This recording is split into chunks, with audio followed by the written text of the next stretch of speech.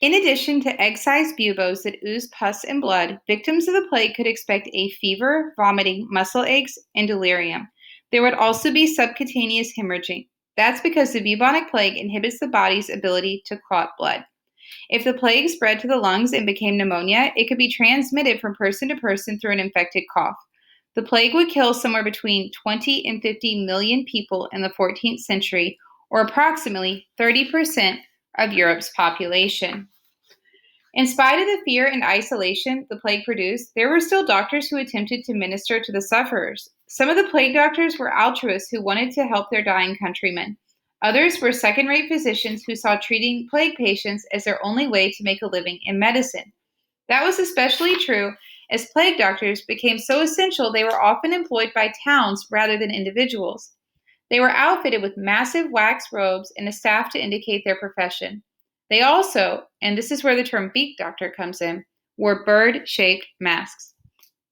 Although people at the time didn't exactly know why, the beak doctor's outfits did miraculously offer protection. You might not immediately guess that, as some of the logic behind their construction was bizarre. For instance, the mask was shaped like a bird because people thought birds could frighten away plague demons. People must have really liked birds back then. The beaks of those bird masks were stuffed with anything that smelled good. That could be a veritable potpourri from mint to rose petals to orange peels. The sweet scented items were thought to prevent the doctors from breathing the poisonous air. Remember, the people believed bad smells caused plagues. The glass eyes fitted onto the mask would supposedly stop doctors from contracting the plague via the evil eye, preventing the aerial spirits from reaching them. This all sounds like superstitious nonsense, but each aspect of the costume also served a purpose modern people would recognize as practical. The long black wax robes that went to the ground ensured that the doctors were bitten by very few fleas and thus were less likely to contract the disease through its most common source.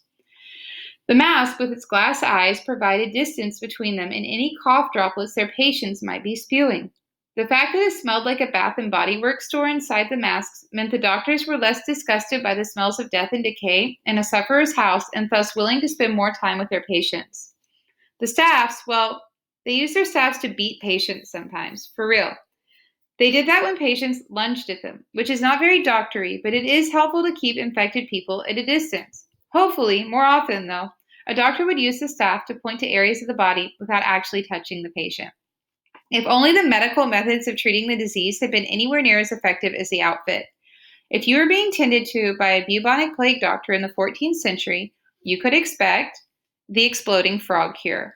People have been terrified of frogs through much of history. Part of the bias against frogs might be because they were associated with this cure. Plague doctors would place a frog belly down on one of the patient's buboes. The frog would absorb the poison, swell up, and ultimately explode. Then they do it with another frog and another until the frog stopped exploding. If a frog did not explode, that meant the patient would die. This may be the most insane, ineffective cure in the world, but if you have the opportunity to travel back in time, please go see it performed, even though visiting the 14th century is dumb. So dumb, just so dumb. The fig and the onion cure. Onions continue to be a real medicinal staple during this period.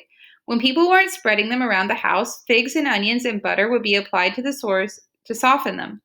After some time, the buboes would be cut into so the poison could drain out. You were supposed to apply a boiling onion to your sore.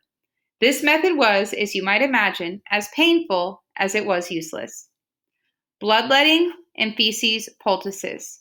Sometimes, not often, the boils burst and then the patient recovered.